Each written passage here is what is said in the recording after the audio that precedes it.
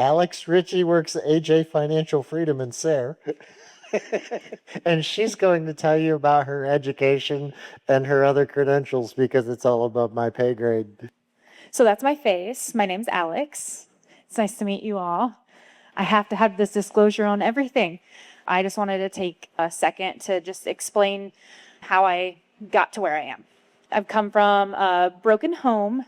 My parents divorced when I was 4 months old. Both of my parents really struggled financially. We were raised on tuna, top ramen, spaghetti. They always worked exceptionally hard, and they gave us everything we needed. Well, they weren't in the home a lot, and my grandparents picked up a lot of the slack. My grandparents are very, very important to me. Whenever we needed anything, they were there. When we were in middle school, they actually separated. So this was the second time that I got to see firsthand the trickling effects of divorce. My grandma did not save at all for retirement. Since she separated from my grandpa, she was no longer living the same lifestyle because her income was significantly cut. So she decided to take Social Security early. That's like a lifetime decision you're making, and she took it as early as she could. So she still to this day is struggling and living paycheck to paycheck. My grandpa also never had a retirement account. He was a little bit more comfortable. One of the hardest working men I've ever met in my entire life. Log truck drivers work between 16, 18, 20 hours a day and 6-7 days a week. He was a little bit more comfortable, but he still didn't plan for retirement either. Neither one of them had anybody that they could talk to about any of the financial decisions that they were making. Fast forward to high school, my mom's remarried. One more person who see a job as an obligation. There was no purpose, no passion. They dreaded going to work every day. It was causing marital problems. Just another person in my life that struggled financially. So this meant for me and my sister that when we looked across the gymnasium for like basketball games, they couldn't afford to come to those things.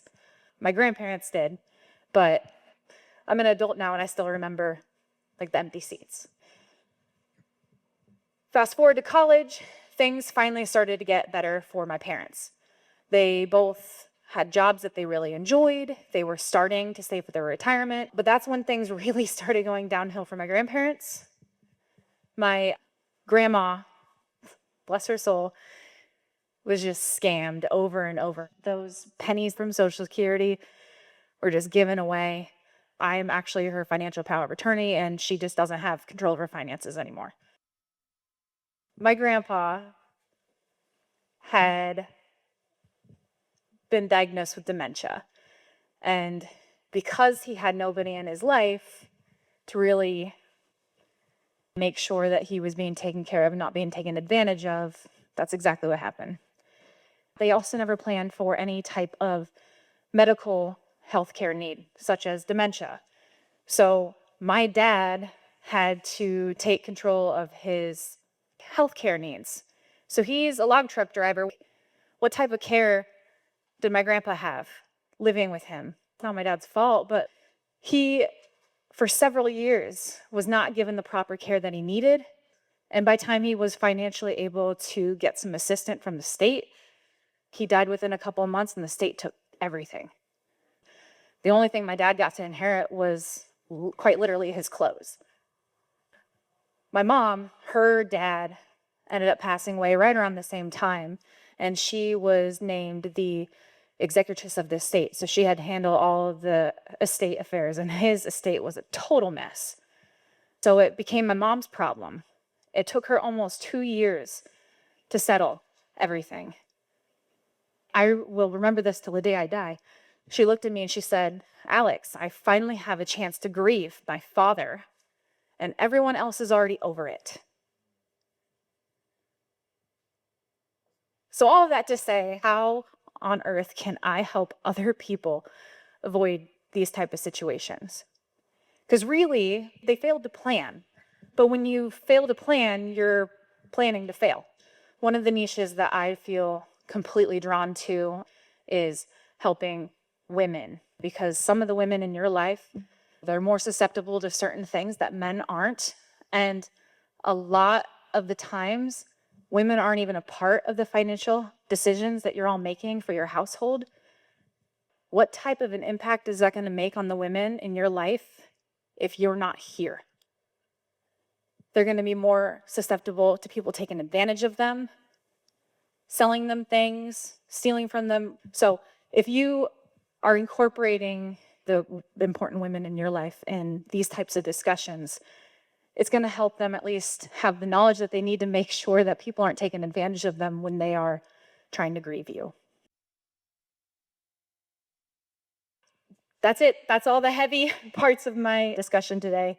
We're going to just talk about how retirement savings has kind of morphed and changed throughout the generations. When each generation, on average, starts to save for retirement, and some of the factors that could affect your financial planning, and then a couple other slides here just to show the power of compound interest. And the one question I get asked the most from people is, how long is it going to take for me to double my money? When do you think each generation, on average, starts saving for retirement? Both of these generations actually waited a little bit later in life to start their retirement savings.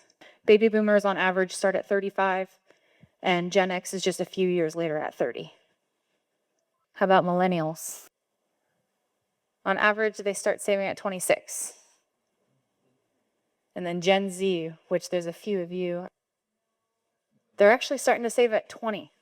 The younger generations that are starting, they actually have something on their side that the older generations don't have, which is time. Retirement used to look different. I'm sure all of you have heard this story. You work for a company of approval. You made it. You got the house, the gold watch, the pension, your car. You're done. You don't have to worry about anything. That pension plan is going to take care of your income. You never had to worry about investing. Done.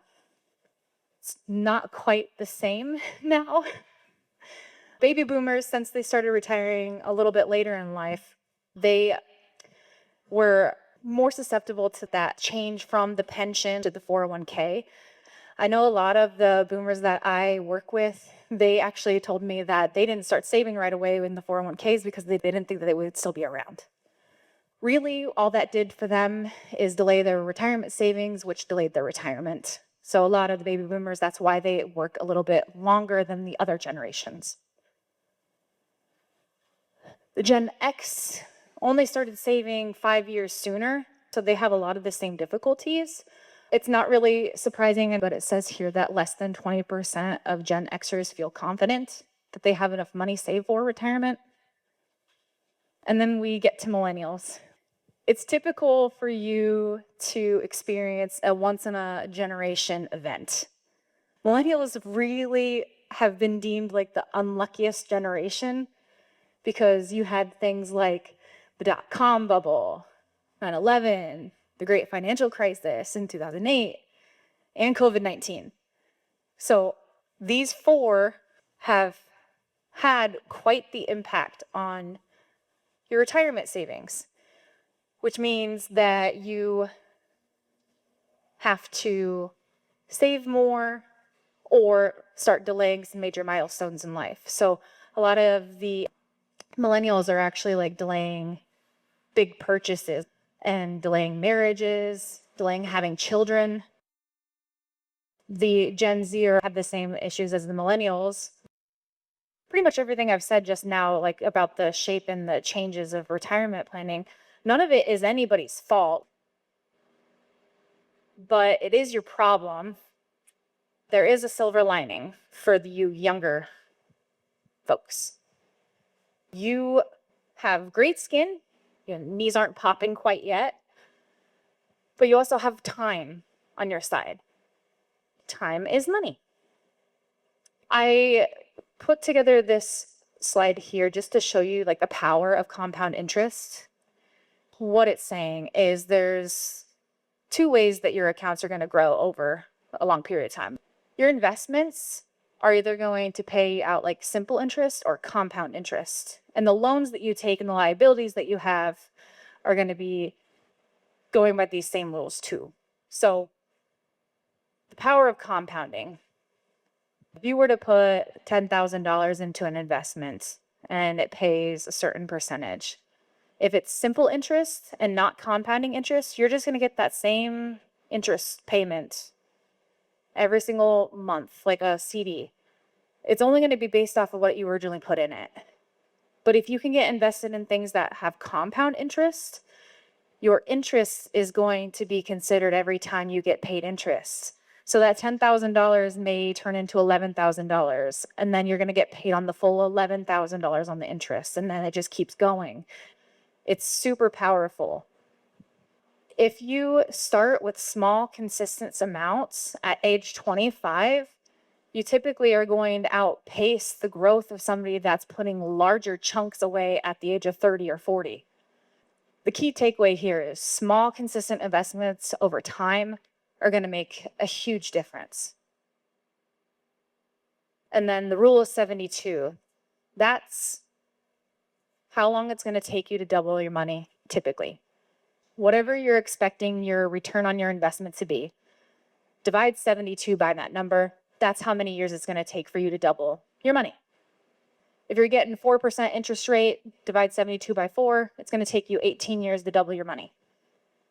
You can do that calculation. If you are getting 1% or even 2.5% on a CD, if your goal is growth, how many years is that going to take you to grow your money? In summary, number one, talk to an expert. You don't have to be an expert in this to get started. You just need to have somebody that you trust to help you guide you. One thing that we do differently in our office is I like to lead with education. So pretty much all my clients know exactly what it is that they're getting into. They know the ins and outs, the pros and cons. Number two, there is no obligation or fee for a conversation. Just give us one meeting to show you how we're different. I think that's all it's going to take. No one around us does things the way that we do. If you like to listen to podcasts, Josh and I actually have a podcast. Each of these episodes are roughly 10 minutes. We talk about a variety of different topics. Like the podcast we just recorded yesterday was how to get like your emergency savings built up. We've talked about different retirement strategies for certain generations. We've talked about tax law changes, things like that. So it's easy, 10 minutes, digestible. It won't be over your head. That's all I got.